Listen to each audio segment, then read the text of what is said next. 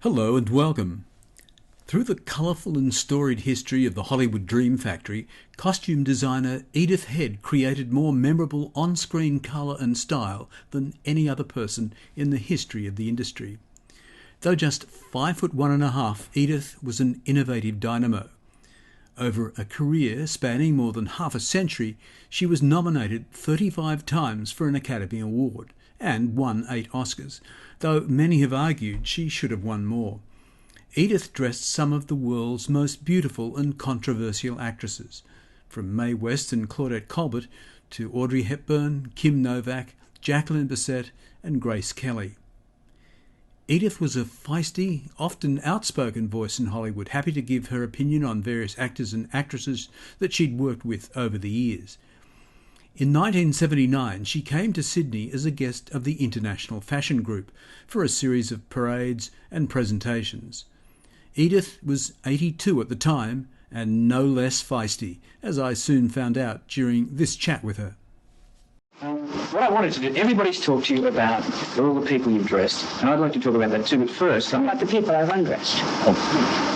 When you said you hadn't undressed too many the other day, didn't you? At the press Right, I did, yeah. Well, Joking, what would you like to talk about? well, a little bit about yourself. And I'll tell you, I will talk about practically anything. And if I don't like it, I'll duck it. Okay. So, what about yourself? I mean, today, you seem to be working as hard as I guess you must have ever worked. I have never in my entire career worked as I have here. Evidently, you all must have the greatest strength of anybody. I mean, don't you ever sleep here? Or Occasionally, yes. No, but it's been one continuous bit of celebration and working and talking. And I find it very difficult to talk to so many people because everybody wants to know something different, and a lot of times they ask me questions I don't want to answer. At the big press conference the other day, I thought some of the questions were pretty hard to duck, and there seems to be a rather morbid, and this is not just here, this is all over the world, to find out what's the worst that I can say. Show me something really awful that happened, or tell me what did you have the most trouble with, and stuff like that. And I've always wondered, why do people, are they so macabre that they want to find out horrible things? The first thing they usually say, now Edith, tell me, what girl was the most awful or the worst figure you had trouble with her? Now, why should I have trouble? I guess they think there must be trouble along the way somewhere. No, but I think that a lot of people like to they must like unpleasantness. No, I think it's because of it's the show business element that people always want to know the scandal that's going on. Well, you see, that, as I said the other day, that is the problem of early Hollywood press, because you see, in order to make the public believe that an actor or actress was not just like you or me, they would tell these outrageous stories about them. And they say, did you know that they really drink black ink or something ridiculous, or they have whiskey every morning before their tea? Anything that would make them a little different and preferably a little scandalous. And you're saying that, of course, it wasn't like that. I think people who work in the industry... This is what we call a studio build-up, you see. Right. And some they build up from the sex angle. Is it true that she has 7 husbands? That's true. And then the other thing they would do about the fact they used to get something individual if they couldn't tack it on to an actress, Right. Which I think, but the actors didn't mind, you see, in those days, because that was the build-up. That was part of the deal. Yes. Now, for instance, when they would go out to a premiere or opening or some sort, I had to be sure that the girl wore the right dress and she always wore a corsage on the left shoulder. And if she didn't have a fur coat, we'd rent one for her. So the image. Yes. And as she'd get out of the limousine, they say, is it true that she really is sleeping in Clark Gable? And all that sort. They loved all that. We called it dirt. I don't know what you call it. I think we'd call it dirt too. Yeah.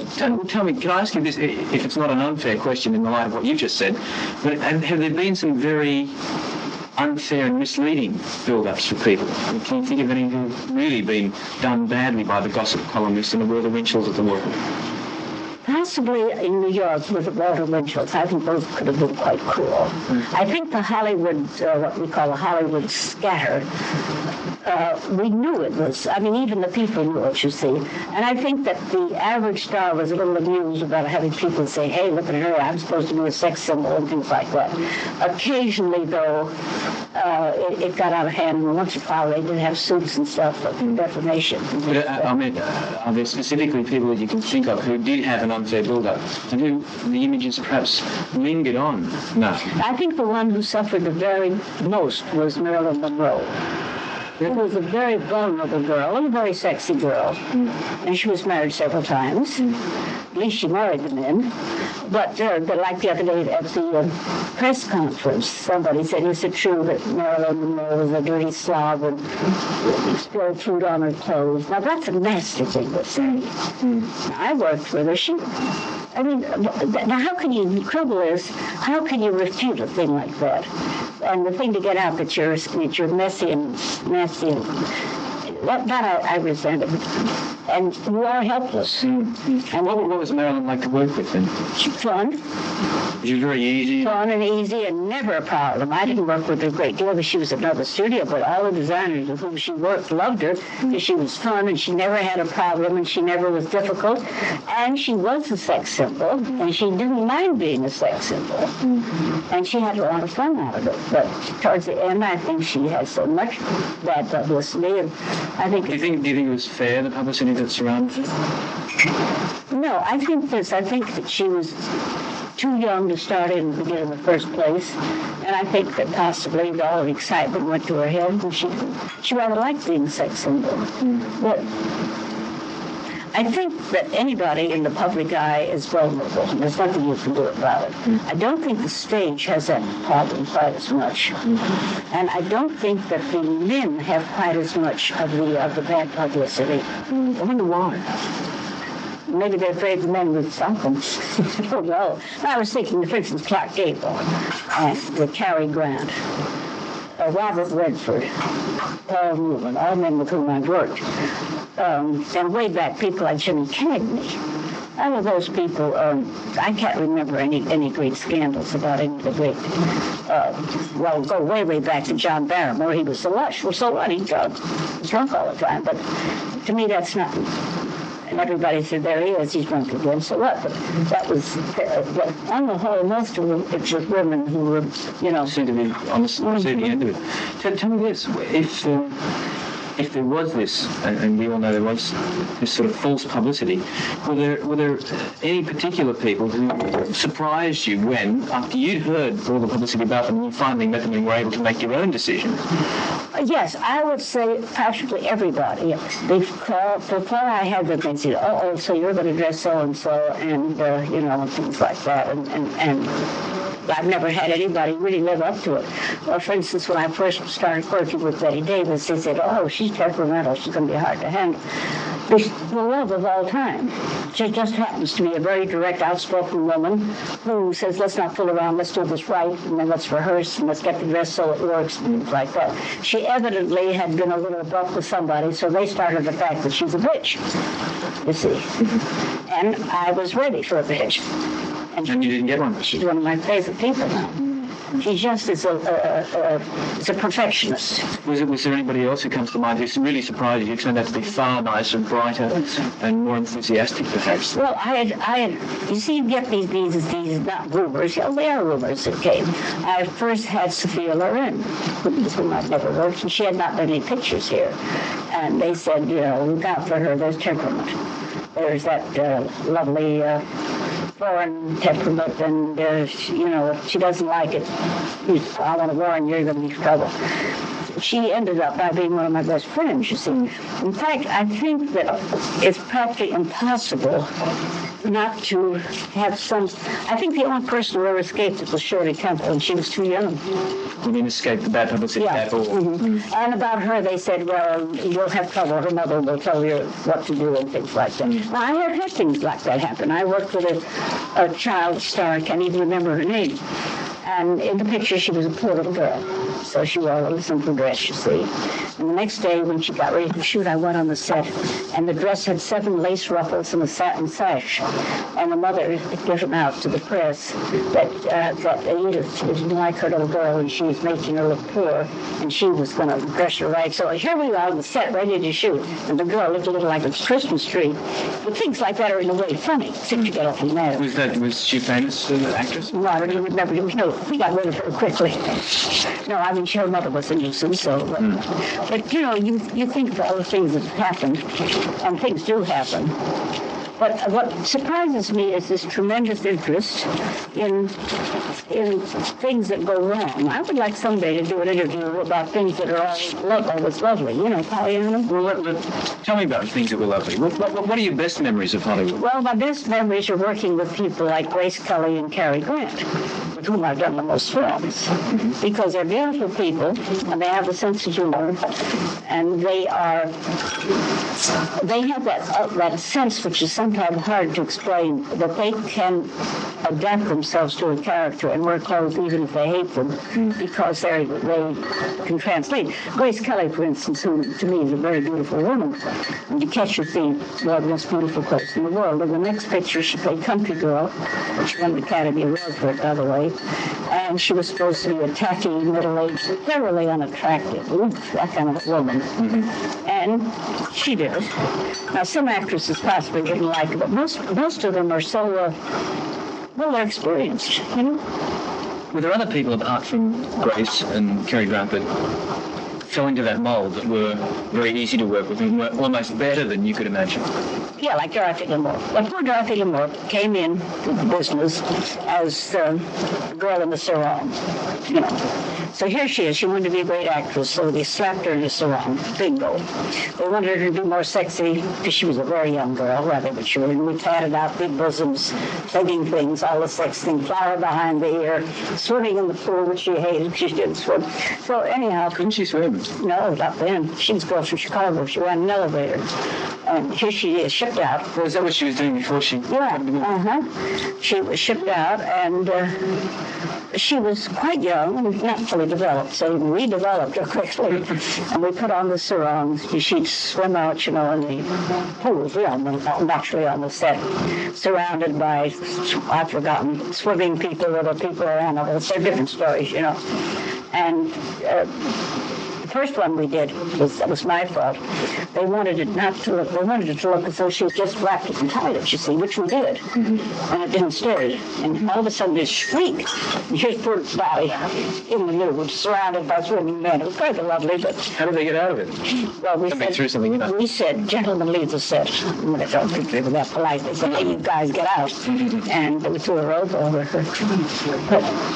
Were there many incidents like that? I mean, funny little amusing incidents where people were sort of caught unawares? They have to be in things of that sort. And particularly, I think the things mostly where you have to more or less predict something that you see later, like she's supposed to jump over a fence and tear her skirt off and have just a little short chemise on. Well, how can you be sure that when she tears her skirt, the chemise is going to come off in the right place? Sometimes we would do it over and over and over. Sometimes the skirt wouldn't come off. Sometimes the chemise came off. I mean, I don't think people realize that things that look easy are you know, the preparation. Do you enjoy the people in Hollywood? I mean, the actors and the actresses. So would they be your choice of friends if you could sort of divide? Yes, I have a lot of them who still are great friends of mine. Who were some of your closest friends in the industry? I think right now, Grace, with whom I correspond, and Betty Davis, Ingrid Bergman, Dorothy Lamour, a lot of them. You keep very much in close contact. But as I say, you're not as close because, you see, originally we had what we called a stable. Every studio had its own group. See, I had Marlene Dietrich, Dorothy Lamour, and Grace Kelly, and about 8 or 10. And I had all the Rhodes pictures, Road to Morocco, Crosby, Crosby, Bob Hope things, with Lamour and all of those things. And so you more or less grew up with them. You were with them year after year after year. And then the tragedy, what happens is, they go away. It's the end of the series. They don't do any more Road to Morocco's. And you still like them, but you don't get a chance to see people. It's not a place for everlasting friendship. No. What about today? What about the movie actors and actresses today? Do you have any friends among them? No, I really don't. I know some of them, Jacqueline, Bissett, they've gone away. But I don't have that feeling of intimacy that I had, because I used to have these other women year after year after year. They would have 5-year contracts. Well, when you work with somebody for 5 years, today somebody comes in, you do a picture, and then you don't see them again. What do you think of the style of the stars today? I don't think there is such thing. You see, we had what we call a definite project, which was to say that a star was a star was a star. Someone had supposed to exude elegance. Some were supposed to be sexy. Some were supposed to be feminine. In other words, the type things. You know, certain actresses. Monroe was a sexy girl. Jean Harlow was a sexy girl. Grace. In other words, you produced them. In other words, the type pictures you did, the public liked them, and they kept repeating them, you know. But today, and you get to know them all the time because they really were friends. They'd come. And I know Grace Kelly used to swim with me every weekend because she wanted to get away from the public eye. She was living on the toilet. But today, you meet somebody, for instance, in television. You find you're going to do a picture and you don't know who the lady is. They haven't cast her yet. So maybe a day before, or maybe 2 days, or 1 day before, they say so-and-so's playing the part. Well, you have no chance to know her. You have no chance to design for it. And half the time you just send up and buy clothes. Really? So the whole, yes. But what about their attitude to the... They don't know any different. I mean, do they have the style and the classic? No, and they don't know what they're missing because they've never had it. In other words... do you think they ought to have it?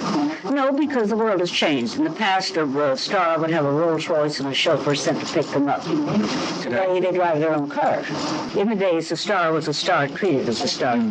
They would be picked up in a limousine, naturally, and taken home. Today, they just come there in their own car if they have to. But I mean, that whole luxury thing is gone. Before, every star had a great dressing room, and usually somebody to take care of them.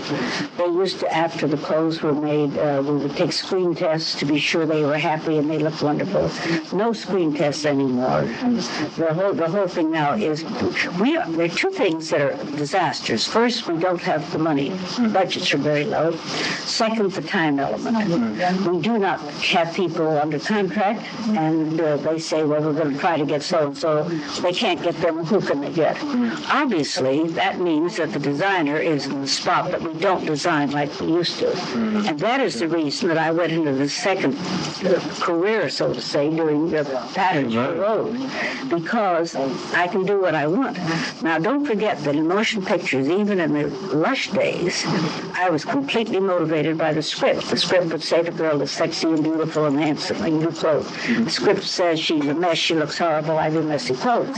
You actually are the victim of the fact that you have a budget, you have to show the clothes to the star, you have to show to the director, the producer, the cameraman, set decorator, art director, and the budget. Now that means that you don't do exactly what you want. When you design, like I am for Vogue, I do exactly what I want. I use the material that I want, the color I want, because I'm doing what I think will make people look better. And in a way, it's good because now I still am designing. What's of all the movies that you've done, and you've done over 1,000, what was the biggest one that you had to do the most costumes? Well, the biggest one from a costume point of view were all of the mill pictures. Samson and Delilah, Cleopatra, Ten Commandments. I mean, those were gigantic. But don't forget, I wasn't the only designer. We would have 6 or 7 designers. Oh, I see. We'd have one designer doing the soldiers, and one doing the slaves, one doing the men, one doing the horses. Horses were very dressy in those periods for blues. And what about for you, though? What about what movie was the single biggest task? The one that I liked the best. No, the one that's biggest. The cost the most? Or took up the most time and effort and number of costumes. You mean Just solo, you. just me Yeah, alone? just you. Without, I think it would have to be To Catch a Thief. Hitchcock, Grace Kelly, Cary Grant, shot in south of France, and she playing the richest girl in the world. We even had the jewelry made. You know, in the old days, a superstar who took herself seriously wouldn't wear costume jewelry. And we used to have to get jewelry rented from Tiffany or Van Cleef or whatever great things. But we had to have a guard with them. It was got to be a joke because every time she'd leave the set to go to the bathroom, here we go, the guard with 2 pistols followed night and day. But today they don't even care. No.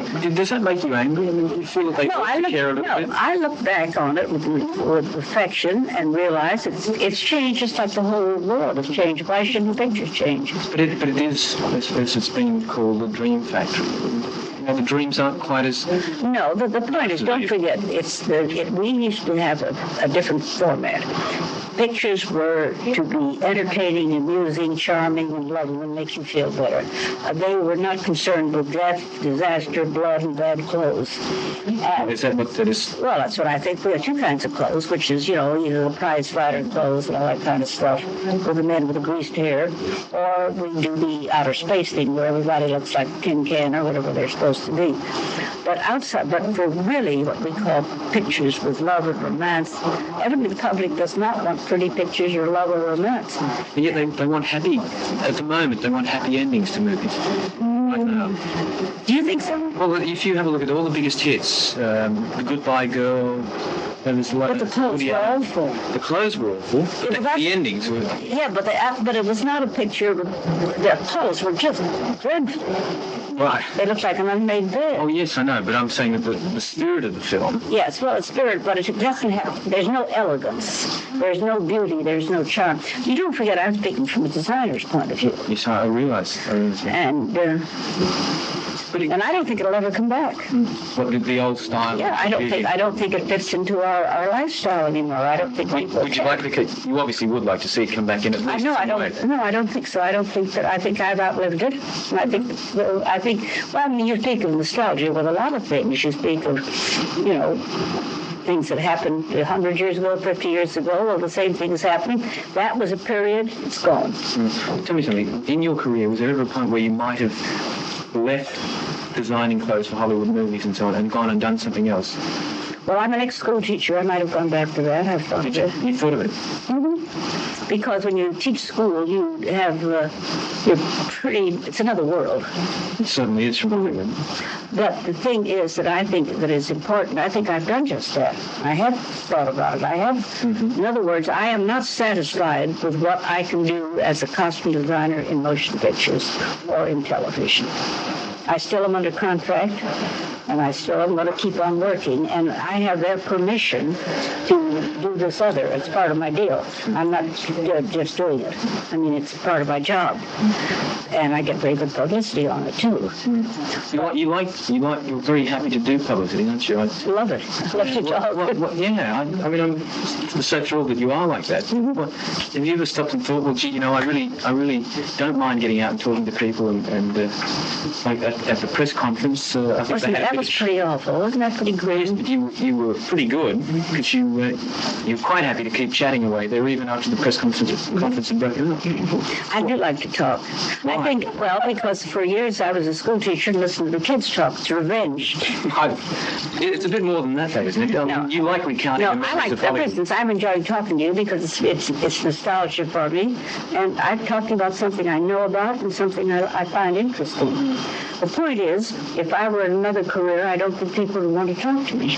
Yes. If I came to you with Edith Head, a schoolmistress, would you be anxious to talk to me about my life? Well, it depends what you were teaching. You got out of that, didn't you? Let's talk a little bit about yourself. I asked you that at the beginning, and you quickly sneaked around and started talking about Hollywood again. What would you like to know, my friend? Let's start at the beginning. Do you stop thinking about work? Do you get away? What do you do when you get a spare time to yourself? I play tennis and I swim. You still play tennis today? I'm very good. Are you? Gosh, good backhand. Good backhand. I swim a lot every day. That's how I keep trim. I weigh 100 pounds. I'm 5'1". Now we've got that. Yes. Will you ever? Yeah. What? Do you diet? No, I believe in swimming. I love to eat. I'm a very good cook. Do you smoke? No, smoke. I drink. What do you drink? I prefer Jack Daniels. That's whiskey. Yes, I know. You devil, you. But and my passion is sports. I'm mad about football. Really? Love it. When you go to what we call a gridiron, but you simply call it football over there. Yes, well, I happen to be a fanatic on it. At the moment, I think I still am in love. You see, I fell in love with teams. For a long time, I was very faithful to our own Rams, but they aren't very good anymore.